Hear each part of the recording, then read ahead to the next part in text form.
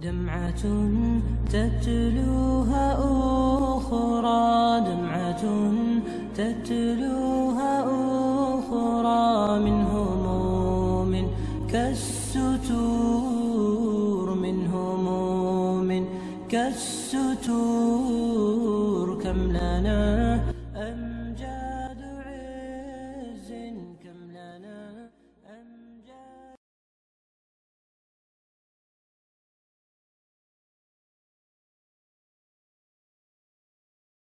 Bismillahirrahmanirrahim. Alhamdulillahi rabbil alamin. Wa usalli wa usallimu ala nabiyyil karim Muhammadin wa ala alihi wa sahbihi ajma'in. Qala Allah ta'ala fi kitabihil karim, a'udzu billahi minasy syaithanir rajim. يا أيها الذين آمنوا اتقوا الله حق تقاته ولا تموتن إلا وأنتم مسلمون فإن أصدق الحديث كتاب الله وخير الهدى هدى محمد صلى الله عليه وسلم وشر الأمور محدثاتها وكل محدثة بدعة وكل بدعة ضلالة وكل ضلالة في النار. Kita lanjutkan kajian kita, masih membahas tentang qasasul Quran, kisah-kisah yang ada di dalam Al-Quran. Kali ini kita akan membahas satu kisah yang tercatat dalam suratul Baqarah. Surat Al-Baqarah, tepat pada ayat 102 sampai 103. Antum yang bawa mushaf bisa dilihat 102 sampai 103. Allah Subhanahu wa taala berfirman di sini, ba'da a'udzu billahi minasyaitonir rajim, wattaba'u ma tatlu syayatinu ala mulki Sulaiman wa ma kafara Sulaimanu walakinna asyayatina kafaru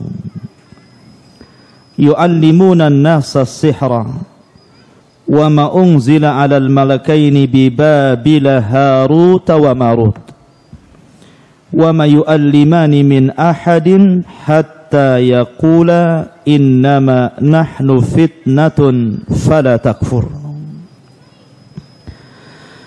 Ayat ini menjelaskan kepada kita tentang kisah Harut dan Marut. Kisah ini, ikhwata fiddin yang dimuliakan Allah Azza wa Jal, banyak faedah yang kita akan petik nanti, bahwa seorang muslim wajib mempertahankan akidahnya. Karena sesungguhnya Allah Subhanahu wa taala menciptakan manusia itu alal fitrah, di atas fitrah, di mana seluruh manusia itu mengenal Ar-Rabb. Setiap manusia pasti mengenal Ar-Rabb, apakah mukmin atau kafir. Akan tetapi mereka tidak mengenal ilah, karena ada perbedaan antara kalimat Allah dan juga Ar-Rabb. Kalau Rabb, semua makhluk Allah berikan fitrah untuk mengenalnya. Makanya kalau antum mendapati manusia di tengah hutan sekalipun, maka fitrah mereka akan menggiring orang-orang tersebut mencari penciptanya. Akan tapi karena mereka tidak dibimbing untuk dikenalkan kepada penciptanya, sehingga terkadang mereka salah mengambil sesembahan. Ada yang nyembah akar, ada yang nyembah pohon, ada yang nyembah batu, dan begitu seterusnya. Kenapa mereka menyembah perkara-perkara seperti itu? Karena mereka difitrahkan dalam hatinya, di dalam lubuk hatinya, tentang bahwa alam ini tidak diciptakan begitu saja, tapi ada penciptanya. Bahwa wujudnya Allah Subhanahu wa taala itu tidak perlu dalil. kalau antum berdakwah kepada orang-orang kafir tentang adanya Allah Subhanahu wa taala, kemudian antum bacakan Quran dan hadis, mereka tidak akan menerimanya. Karena mereka juga tidak mengimani Quran dan sunnah. Akan tapi dakwai mereka dengan cara apa? Dengan cara bantah mereka dengan perkara-perkara yang bisa masuk akal, dengan dalilul akli, dengan dalil akal. Contohnya umpamanya antum katakan kepada mereka bahwa manusia itu hanya memiliki satu hati. Tidak ada manusia memiliki dua hati. Makanya Allah mengatakan ma ja'alallahu li rajulin min qalbaini fi jawfi.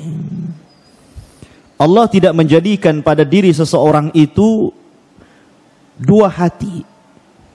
Pasti cuma satu hatinya. Berbeda dengan mata. Kalau mata Allah berikan dua, kenapa? Karena mata satu dengan mata yang kedua tidak mungkin berselisih dalam pandangan. Nggak mungkin antum melihat uang mata kanan hijau, mata kiri merah gitu kan. Ya. Ataupun telinga gitu kan. Tidak mungkin yakhtalifis sam'i. Tidak mungkin berselisih pendengaran dalam mendengar. Ada burung yang sedang berkicau, telinga kanan betul-betul mendengar burung, telinga kiri suara mobil, kan nggak mungkin. Artinya tidak mungkin berselisih antara mata dan telinga. Walaupun memiliki dua. Tapi hati tidak mungkin dua. Kenapa? Sebab kalau seandainya hati manusia anggaplah separuh badan ini ada dua hati. Yang hati menggerakkan sebelah kanan, yang hati menggerakkan sebelah kiri. Antum tidak mungkin jalan kaki. Yang kanan minta jalan ke depan, hati kiri minta mundur ke belakang. Macam mana caranya? Yang satu suruh memerintahkan kebaikan, yang satu merintahkan keburukan, tidak mungkin. Makanya Allah Subhanahu wa taala menjadikan hati itu cuma satu. Imma tergerak dalam kebaikan atau tergerak dalam kemungkaran. Begitu juga lisan. Kenapa Allah tidak membuat dua lisan? Walisanan wa syafatain. Allah hanya menjadikan satu lisan saja. Karena lisan ini penerjemah hati. Kalau seandainya satu hati dua penerjemah, pasti akan berselisih penerjemah. Maka ma'asyiral muslimin rahimani wa rahimakumullah. Artinya kalau seandainya alam ini diciptakan atau memiliki dua Tuhan atau tiga Tuhan, akan hancur. Ya. Pasti satu saja. Tidak mungkin dua, tidak mungkin tiga, tidak mungkin empat gitu. Sebagaimana Allah menciptakan hati pada diri kita.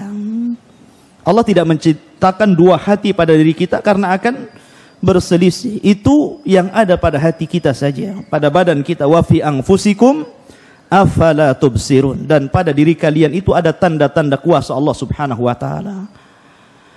Ma'asyiral muslimin rahimani wa rahimakumullah. Kembali bahwa pelajaran kisah ini adalah supaya kita mempertahankan akidah, jangan sampai akidah kita tergoyahkan sehingga terjerumus pada kesyirikan.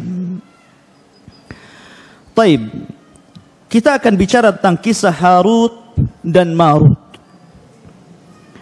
Bicara tentang kisah Harut dan Marut, ikhwatu fiddin, sebab turun ayat ini sebagaimana sebab turun ayat yang sebelumnya atau kisah-kisah yang sebelumnya saya ceritakan kepada antum tentang orang-orang Yahudi yang datang kepada Nabi sallallahu alaihi wasallam. Orang-orang musyrik yang datang pada Yahudi untuk mementahkan apa? Ajaran Rasul. Maka mereka bertanya kepada Yahudi tentang kebenaran Rasul kita Muhammad sallallahu alaihi wasallam. Maka mereka mengatakan, katakan kepada orang yang mengaku nabi di daerahmu, kalau dia bisa menjawab dengan pertanyaan-pertanyaan ini, maka dia adalah seorang nabi. Kalau dia tidak bisa menjawab, maka dia nabi palsu. Lah salah satunya orang-orang Yahudi mengatakan kepada orang-orang musyrik, tanyakan kepada nabi palsumu itu tentang hakikat sihir. Orang-orang Yahudi ingin menyamakan ajaran Taurat dengan ajaran Quran. Artinya kalau dia bisa menjelaskan tentang hakikat sihir sesuai dengan apa yang ditulis dalam Taurat, maka dia seorang nabi. Tapi kalau dia tidak mampu menjelaskan hakikat sihir, maka dia bukan nabi. Artinya dia adalah yadda'i saja, mengaku-ngaku saja. Tanyakan tentang hakikat sihir. Maka ketika orang-orang musyrik mempertanyakan tentang hakikat sihir, turunlah ayat ini menjelaskan tentang hakikat sejarah sihir. Ini satu pendapat. Pendapat yang kedua, bahwa ketika Nabi SAW mengatakan bahwa Nabi Sulaiman atau anak daripada Nabi Daud alaihi salatu wassalam adalah seorang nabi, maka orang-orang Yahudi mengingkari bahwa Sulaiman itu seorang nabi. Mereka mengatakan Sulaiman itu sahir, seorang tukang sihir. Kenapa? Kalau dia bukan tukang sihir, kenapa dia bisa menundukkan semua makhluk yang ada di dunia? Berarti dia tukang sihir, bukan nabi. Maka kemudian Allah Subhanahu wa taala menjelaskan bahwa Sulaiman tidak pernah mengajarkan sihir, dan Allah turunkan ayat ini. Ini dua versi tentang sebab turun ayat ini. Baik. Kita akan membacakan di sini. Dan mereka mengikuti apa yang dibaca oleh setan-setan pada masa kerajaan Sulaiman. Sulaiman itu tidak kafir, tetapi setan-setan itulah yang kafir. Mereka mengajarkan sihir kepada manusia, dan apa yang diturunkan kepada dua malaikat di negeri Babilonia, yakni Harut dan juga Marut. Padahal keduanya tidak mengajarkan sesuatu kepada seseorang sebelum mengatakan, sesungguhnya kami hanyalah cobaan bagimu. Sebab itu janganlah engkau kafir kepada Allah Subhanahu wa taala. Bicara tentang Harut dan Marut, ikhwatu fiddin, di sana ada kisah yang batil. Kalau antum baca atau klik di mbah Google gitu kan, tentang kisah Harut Marut, maka yang sampai kepada antum adalah kisah-kisah Israiliyat, kisah-kisah yang ada tidak ada sanadnya sama sekali, maudhu. Ya, sayang, kisah ini sudah menyebar di masyarakat tentang kisah Harut dan Marut, sehingga menyesatkan banyak manusia tentang siapa Harut dan Marut. Kisah ini berawal, ikhwatu fiddin yang dimuliakan Allah Azza wa Jalla, ketika para malaikat melihat manusia. Malaikat merasa aneh gitu kan. Kenapa manusia ini selalu bermaksiat kepada Allah Azza wa Jalla? Sebagian mereka menyekutukan Allah Azza wa Jalla, sebagian mereka melakukan bid'ah, sebagian mereka melakukan maksiat, berzina, minum khamar, dan segala macam maksiat yang ditampakkan kepada Allah Azza wa Jalla. Maka kemudian Allah Subhanahu wa taala, kata Allah Subhanahu wa taala, karena manusia memiliki nafsu. Sebab kalau seandainya manusia tidak memiliki nafsu, mereka tidak akan maksiat. Maka malaikat menyanggah, kalau seandainya kami pun diberikan nafsu seperti mereka, kami tidak akan seperti mereka. Akhirnya kemudian Allah Subhanahu wa taala menantang di antara seluruh malaikat, carikan kepadaku di antara sekian banyak malaikat, dua malaikat yang paling soleh di antara kalian. Akhirnya terpilihlah malaikat Harut dan Marut. Setelah terpilih malaikat Harut dan Marut ini, akhirnya Allah Subhanahu wa taala masukkan pada hati dua malaikat ini syahwat, nafsu. Setelah itu Allah turunkan keduanya ke permukaan bumi. Setelah sampai di bumi, ikhwatu fiddin yang dimuliakan Allah Azza wa Jalla, kemudian Allah Subhanahu wa taala uji dengan wanita-wanita cantik. Pertama datanglah wanita yang cantik menggodanya. Dan subhanallah, ternyata apa yang diperkirakan malaikat bahwa ketika mereka memiliki syahwat mereka tidak seperti manusia, ternyata tidak. Justru mereka akhirnya jatuh cinta kepada wanita itu. Ya kan? Akhirnya kemudian Harut dan Marut pun karena digoda oleh wanita tersebut hampir melakukan perzinahan dengan wanita tadi. Tapi wanita itu tidak mau, akan tetapi memberikan syarat, kalau engkau ingin berzinah denganku, maka berbuatlah syirik kepada Allah Subhanahu wa taala. Disuruh menyekutukan Allah Azza wa Jalla. Ya. Akhirnya ketika mendengar syarat itu terlalu berat, maka Harut dan Marut menolak, nggak mungkin saya melakukan perbuatan yang sangat besar, melakukan kesyirikan kepada Allah Azza wa Jalla. Akhirnya tidak jadi berzina dengan wanita itu karena syaratnya terlalu berat. Kemudian setelah itu datang lagi wanita yang lain yang lebih cantik lagi. Kemudian diajak berzina, tapi wanita itu menolak. Kemudian memberikan syarat, kalau engkau ingin berzina dengan aku, bunuh orang itu. Kalau tadi syaratnya menyekutukan Allah, sekarang syaratnya suruh membunuh. Mendengar syaratnya berat lagi, nggak mungkin saya membunuh. Ya, akhirnya ditolak lagi. Sampailah datang wanita yang ketiga yang tidak kalah cantiknya. Wanita ini diajak berzina tapi meminta syarat dengan mengatakan, syaratku tidak sebagaimana syarat yang lainnya. Kalau kau ingin berzina kepadaku, tashrabul khamar, kamu harus meminum khamar. Dipikirnya Harut dan Marut, daripada saya menyekutukan Allah, daripada saya membunuh, minum khamar ringan. Akhirnya dia senang, diminumlah khamar tadi. Akhirnya minuman keras ini bermain-main dalam otaknya. Karena dia mabuk, ikhwatu fillah, dia tidak sadar. Akhirnya dalam kondisi mabuk dia menyekutukan Allah, dia membunuh, dan dia juga berzina. Na'udzubillah. Tiga-tiganya sekali dilakukan karena mabuk. Awalnya dia tolak kesyirikan, dia tolak membunuh. Sekarang dia melakukan kesyirikan, dia membunuh, dan dia berzina. Makanya Nabi SAW mengatakan apa? Al-khamru ummul khaba'is. Bahwa khamar itu gudangnya keburukan. Semua keburukan pangkalnya di khamar. Karena kalau orang sudah mabuk itu tidak sadar, ikhwan. Makanya dahulu ada orang mabuk, kemudian mendengar suara azan, ya kan? Dia ingin berwudu. Akhirnya dia kencing, disangka itu keran air. Akhirnya dia mengambil kencingnya untuk berwudu, bayangkan. Ya. Kerannya disangka keran air. Dia berwudu sampai selesai dengan air kencingnya. Selesai dia kencing dan berwudu dengan air kencingnya karena dia mabok. Gimana pula orang mabok?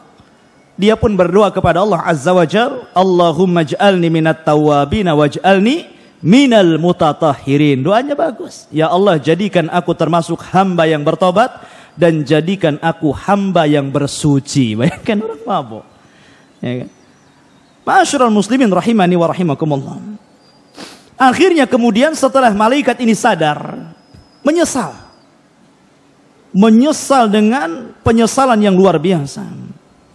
Akhirnya dia bertobat kepada Allah Azza wa Jalla, dan dia meminta kepada Allah Azza wa Jalla agar mereka diizinkan untuk naik lagi ke atas langit. Tapi Allah Subhanahu wa taala memberikan dua pilihan. Taib, saya akan angkat engkau ke langit, tapi engkau akan kami masukkan ke dalam neraka dan akan diazab selama-lamanya. Atau engkau tetap di dunia, tapi kami berikan azab di dunia dalam tempo waktu yang sangat terbatas.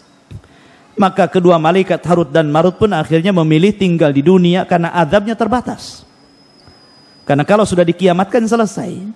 Tapi kalau sudah masuk jahannam khalidina fiha, dikekalkan di dalamnya. Akhirnya kemudian setelah malaikat Harut dan Marut tinggal di bumi, wanita yang dizinahinya ini datang kepada Harut dan Marut agar Harut dan Marut mengajarkan kepada dia beberapa kalimat supaya dia bisa naik ke atas langit.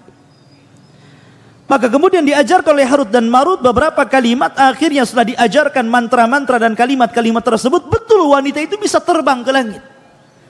Sampai akhirnya wanita itu terbang ke langit. Akhirnya sampai di langit, dia pun dirubah bentuknya oleh Allah Azza wa Jalla menjadi bintang. Itulah sejarahnya bintang. Jadi bintang wanita itu. Ya kan? Tapi sekali lagi kisah ini batil. Kisah ini maudhu, palsu, tidak ada sanadnya, inqita. Jadi antum kalau baca Google tentang Harut dan Marut, jangan pernah mempercayai kisah ini ya. Ya, malaikat mungkin diuji oleh Allah Azza wa Jalla, tapi tidak sampai berzina, membunuh, melakukan kesyirikan. Wa yaf'aluna ma yu'marun. Malaikat itu akan mengerjakan apapun yang diperintahkan Allah. Tidak mungkin sampai seperti ini. Mustahil. Ya kan? Malaikat itu ibadun mukramun. Ya. Tapi biqatafidin yang dimuliakan Allah Azza wa Jalla.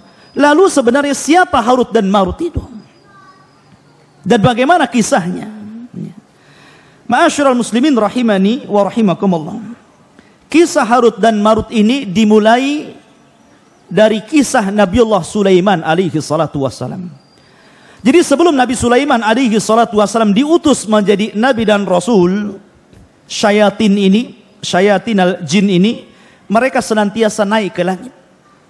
Kita tahu bahwa Allah Subhanahu wa taala ketika mewahyukan wahyunya, maka yang pertama kali mendengar wahyunya adalah Jibril alaihi salatu wassalam.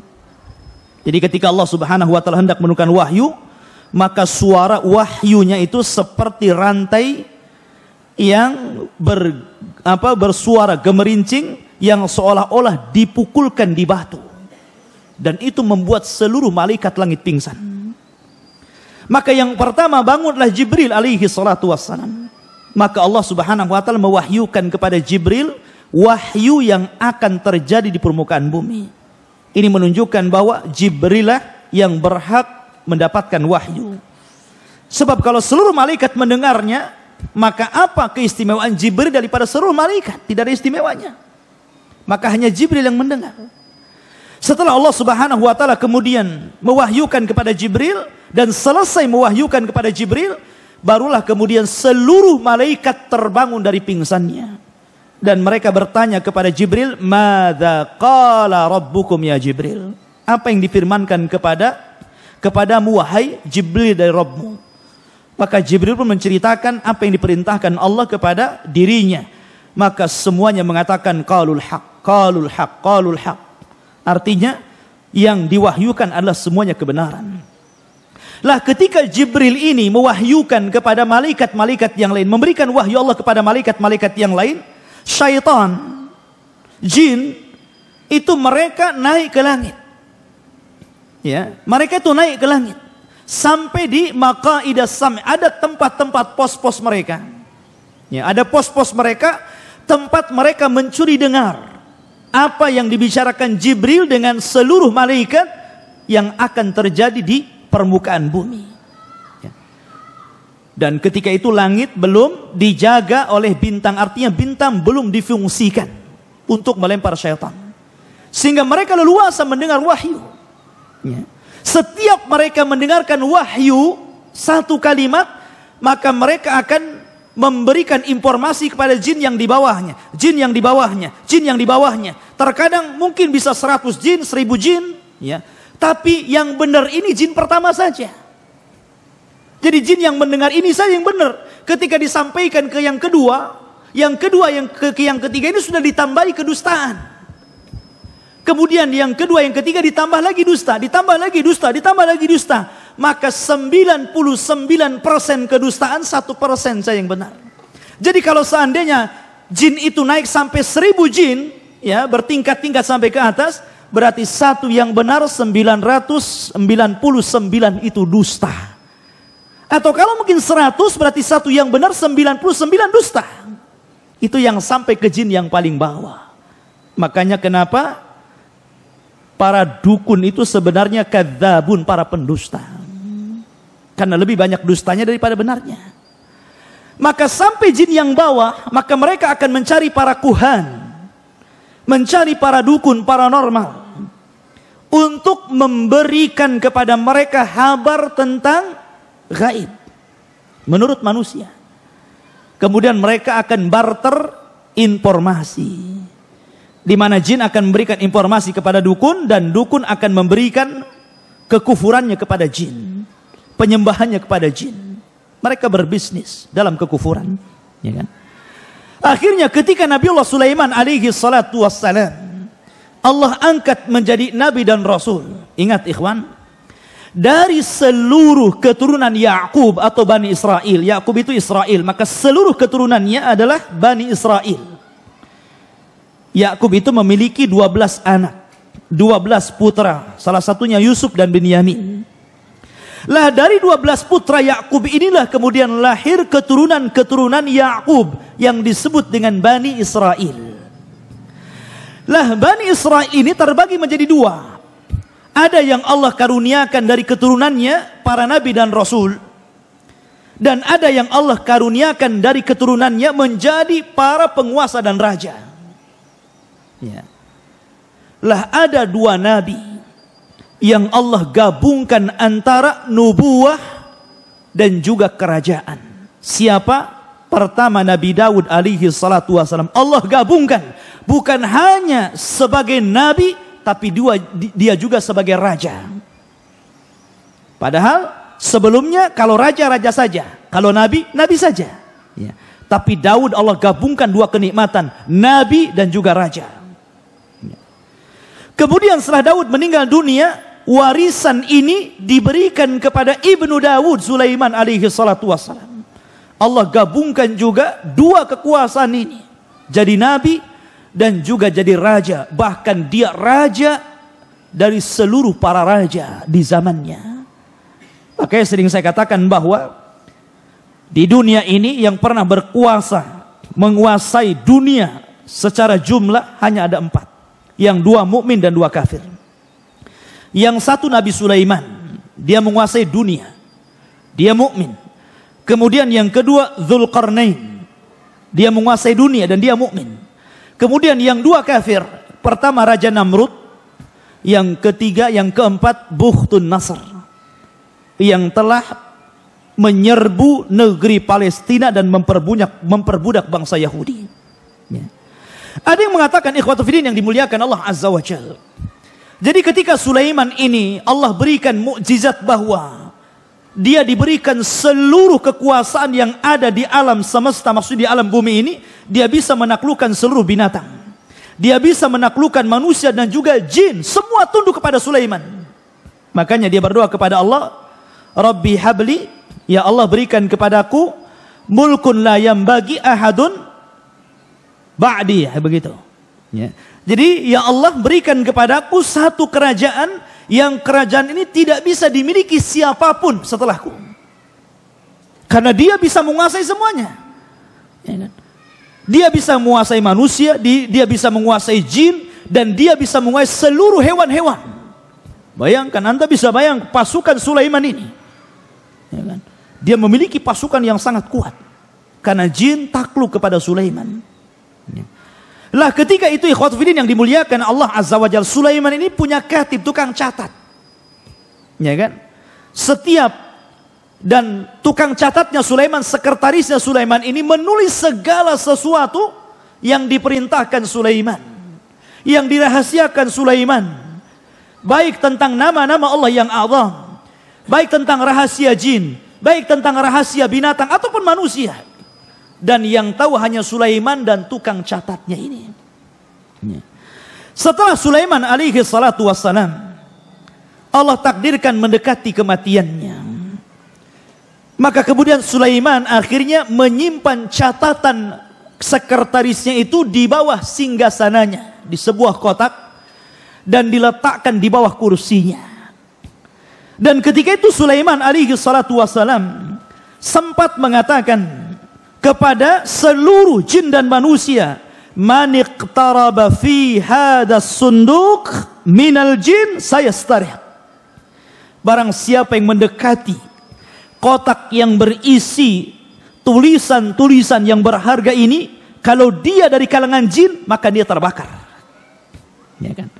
Akan tetapi man iqtaraba minal insi bi kalimatin yaz'am fiha anna ahadan ghairallah, ya, ya'riful ghaiba fasa'aqtuluhu.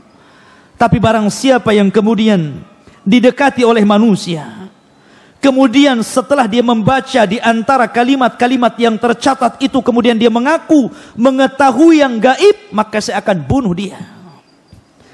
Akhirnya tidak ada yang mendekati dari kalangan jin ataupun manusia akan kotak itu.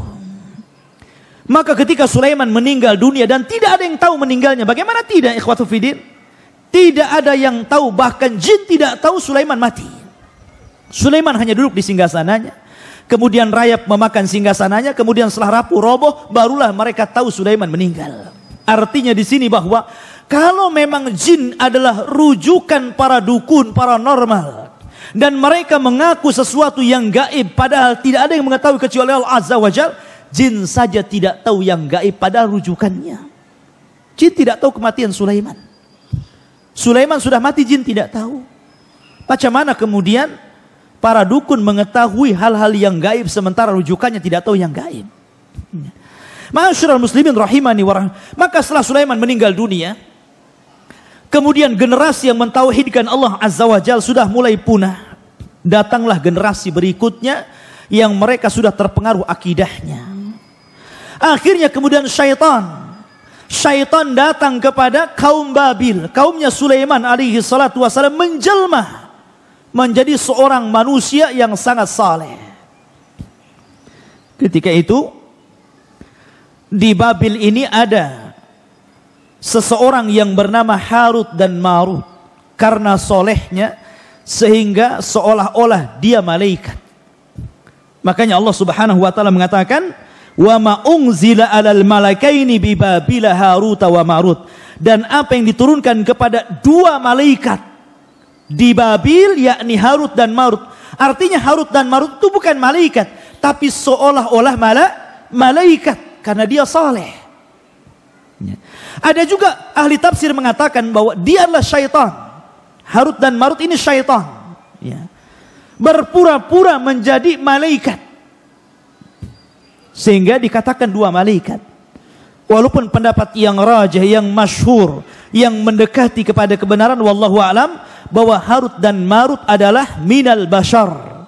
Dia adalah manusia sama dengan kita. Karena kesolehannya orang menganggap apa? Dia malaikat.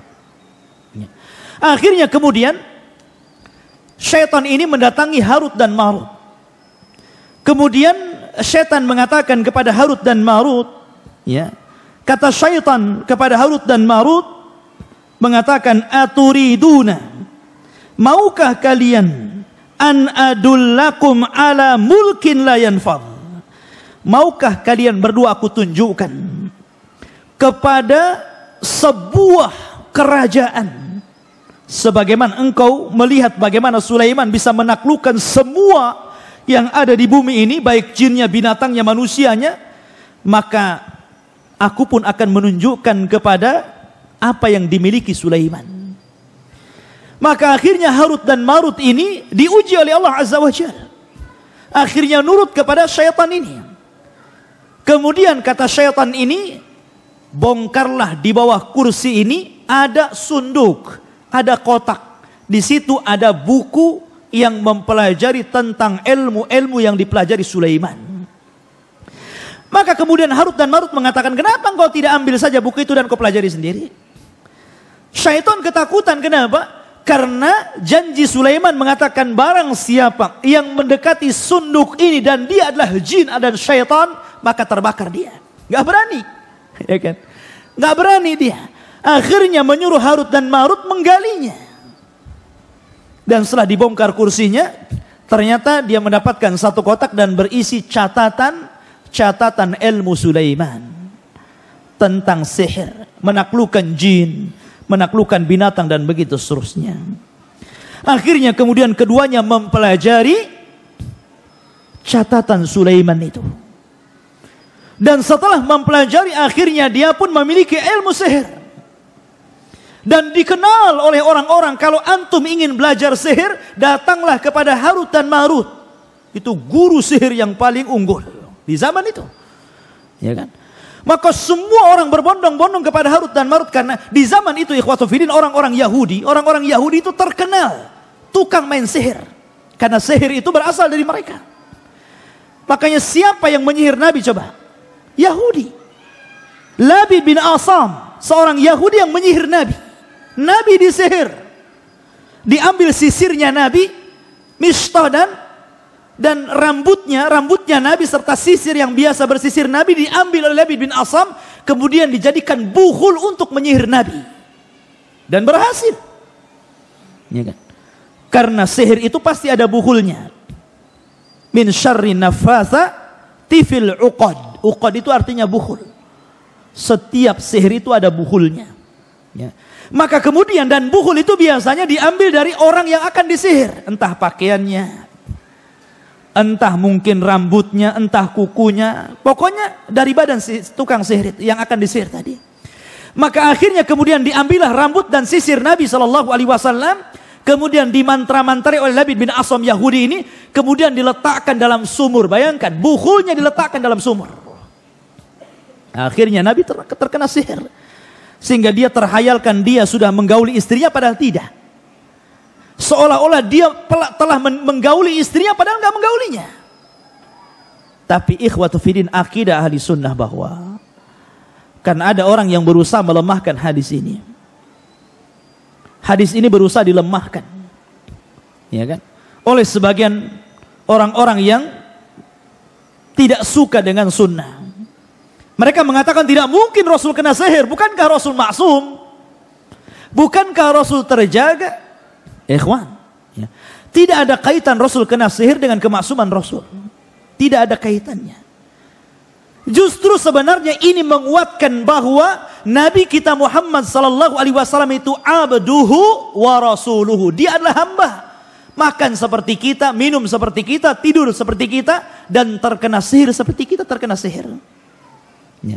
Tidak ada kaitan antara maksum dengan sihir.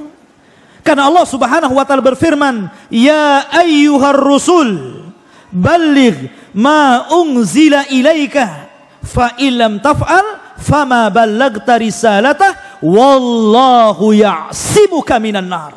Wallahu ya'simuka minan nar. Allah yang memberikan kemaksuman kamu di hadapan manusia. Ya. Tidak ada kaitan antara maksum dengan kena sihir. Ya. Dan ini justru memperkuat bahwa Rasul kita manusia, bukan malaikat yang tidak bisa terkena sihir. Ya. Ma'asyiral muslimin rahimani wa rahimakumullah. Maka Jibril kemudian turun kepada Rasul sallallahu alaihi wasallam atau malaikat yang lainnya, kemudian meruqyah Rasul sallallahu alaihi wasallam. Akhirnya turunlah surat yang dikenal dengan Mu'awwidzatain. Qul a'udzu birabbin nas dan qul a'udzu birabbil falak. Dengan kedua ayat ini malaikat meruqyah Rasul. Akhirnya ketahuan bukhulnya di sumur tadi. Siapa yang menyihir Rasul? Yahudi. Ya. Makanya kenapa haddus sahir qatal? Kata Nabi SAW, balasan dalam Islam bagi para pelaku sihir dipenggal, dharbatu bisayf, dipenggal lehernya. Makanya Umar pernah memenggal tukang sihir, Hafsah pernah memenggal tukang sihir. Apakah perlu dimintai tobat? Kata para ulama, ada yang mengatakan perlu dimintai tobat selama 3 hari. Kalau dia bertobat maka diampuni, kalau tidak maka dipenggal. Tapi pendapat yang rajah, yang kuat, tidak perlu dimintai tobat, langsung dipenggal lehernya. Itu pendapat yang kuat. Karena kerusakan sihir ini melebihi kerusakan yang lainnya. Bukan hanya kekufuran, kesyirikan, tapi kerusakan di mana-mana. Bisa membunuh, bisa menyakiti, bisa menceraikan suami istri dan begitu seterusnya. Kerusakannya luar biasa. Maka tidak perlu dimintai tobat, la yustatab, kata para ulama. Tidak perlu dimintai tobat, langsung darbatu bisayf, penggal lehernya. Ya. Tapi waktu kembali bahwa setelah kemudian orang-orang Yahudi, karena ketika itu ada dalam riwayat wallahu a'lam riwayat ini. Tapi yang jelas saya pernah terbaca dalam tafsir bahwa dahulu ketika orang-orang Palestina ini dibantai oleh Bukhtun Nasr, yang saya sebutkan tadi, raja yang zalim yang menguasai dunia, maka orang-orang Yahudi Palestina ini, Bani Israel ini, akhirnya mereka menjadi budak, sehingga mereka berusaha untuk keluar dari perbudakan Bukhtun Nasr. Akhirnya kemudian mereka mempelajari sihir supaya keluar dari jeratan Bukhtun Nasr. Akhirnya tersebarlah kesyirikan di mana-mana, ilmu sihir di mana-mana. Lah kebetulan di situ itu ada Harut dan Marut yang sihirnya luar biasa, menguasai ilmu Sulaiman. Makanya kemudian orang mengatakan bahwa datanglah kepada Harut dan Marut, belajarlah kepada dia. Tetapi Harut dan Marut, ikhwatu fillah, ujian Allah Subhanahu wa taala. Harut dan Marut mengatakan, kepada setiap orang yang akan belajar sihir kepadanya, wa ma yu'allimani min ahadin hatta yaqula innama nahnu fitnatun fala takfur. Maka Harut dan Marut tidaklah mengajarkan sihir kepada siapapun dari kalangan Bani Israel, kecuali keduanya pasti mengatakan, sebelum kamu belajar sihir kepada aku, saya ingatkan, sihir ini fitnah. Nanti setelah aku ajarkan sihir, jangan pernah kufur kepada Allah. Baik, bagus kan kalimatnya. Sebagian mereka ada yang kembali tidak mempelajari sihir, tapi sebagian juga ada yang kemudian berusaha mempelajari sihir. Tapi apa kenyataannya? Kenyataannya apa yang dikatakan Harut dan Marut tidak sebagaimana yang diiyahkan mereka. Justru kenyataannya setelah mereka mempelajari sihir dari Harut dan Marut, justru kondisinya makin rusak. Perdukunan di mana-mana, sihir di mana-mana, sampai hari ini, sihir itu di mana-mana. Ya. Ikhwatu fiddin yang dimuliakan Allah Azza wa Jalla. Barulah ikhwatu fiddin zaman terus berjalan, maka Allah Subhanahu wa taala setelah mengutus Nabi kita Muhammad sallallahu alaihi wasallam, barulah Allah memfungsikan bintang di situ.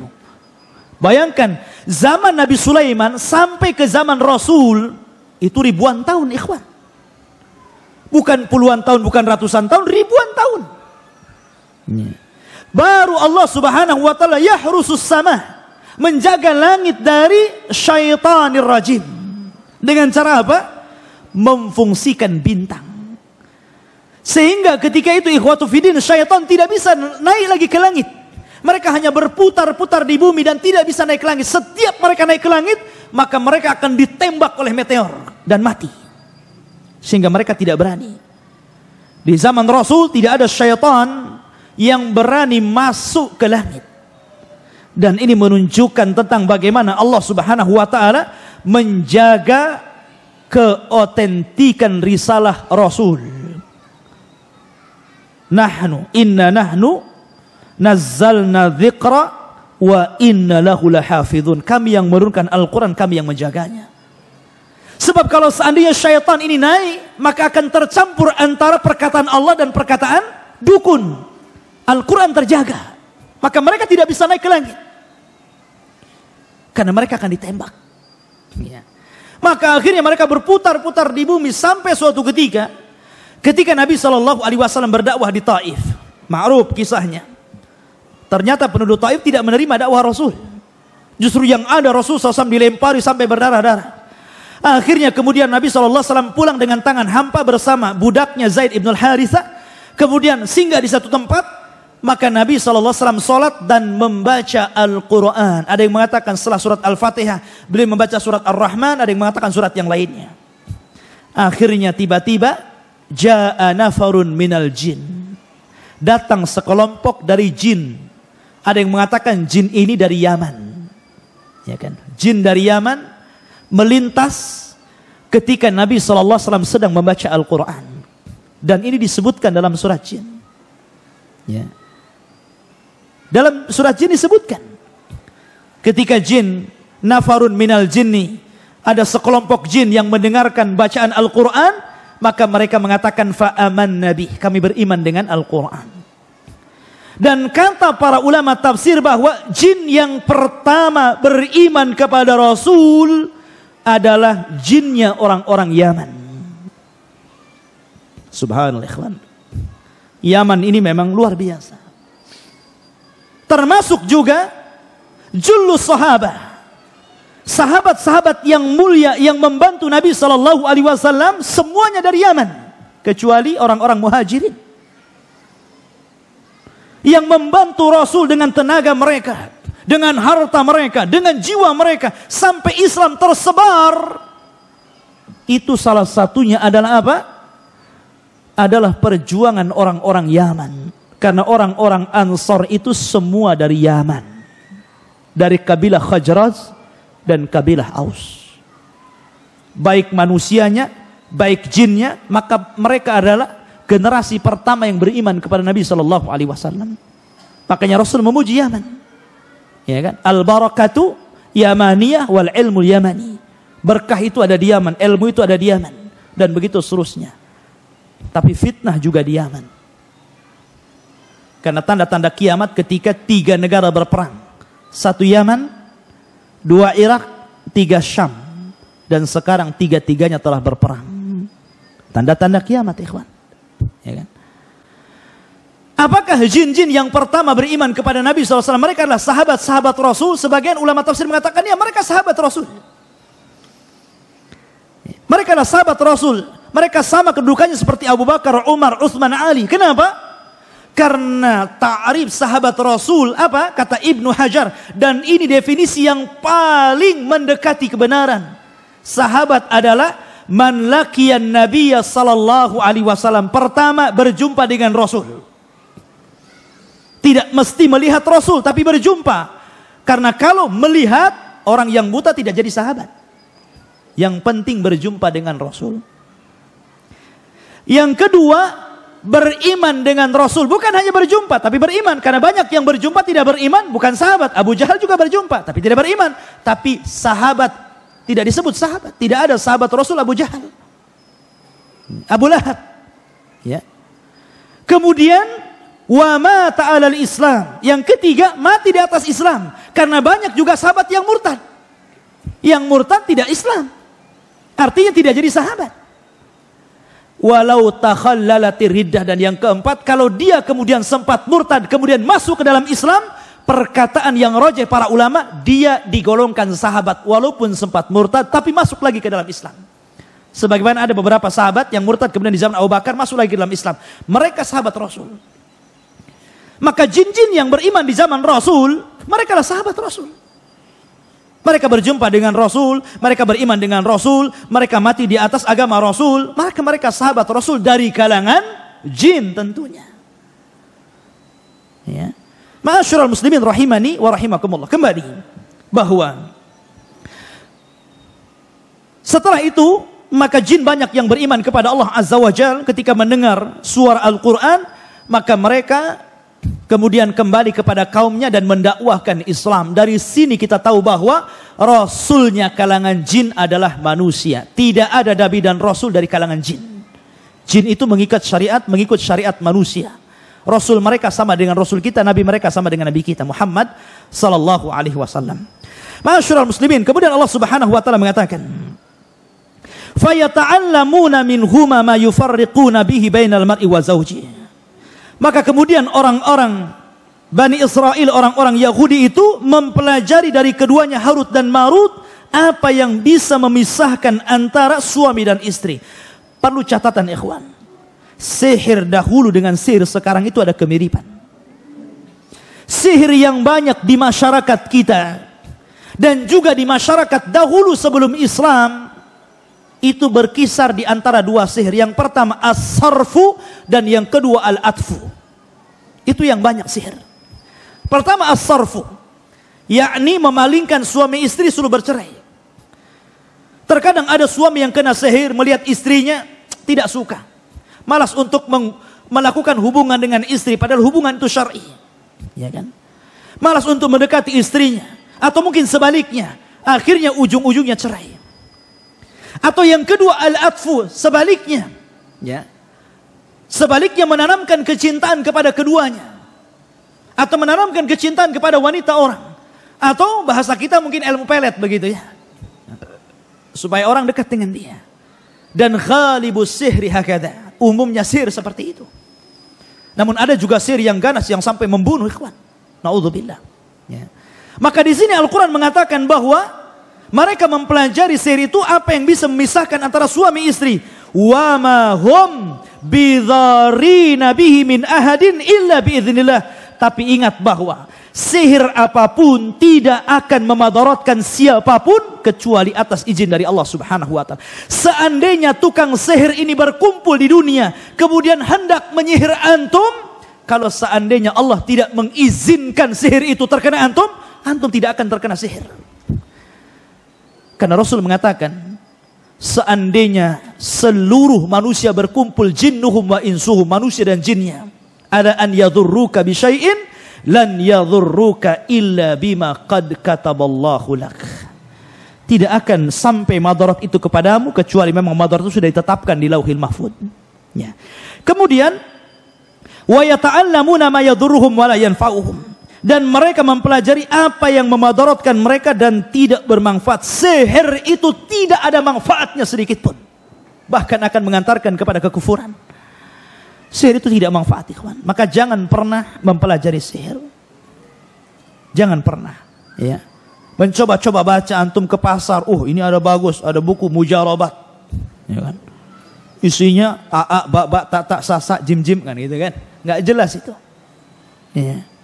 Macam-macam, jangan pernah membaca, karena terkadang bahasa-bahasa yang dijungkir balikan dalam raja-raja itu mantra-mantra yang isinya meminta pertolongan kepada jin atau mungkin nama-nama jin itu sendiri. Jangan pernah dibaca, bakar, ya kan? Kemudian walaqad alimu laman ishtarahu ma lahu fil akhirati min khalaq wala bi'sa ma syaraw bihi anfusahum law kanu ya'lamun.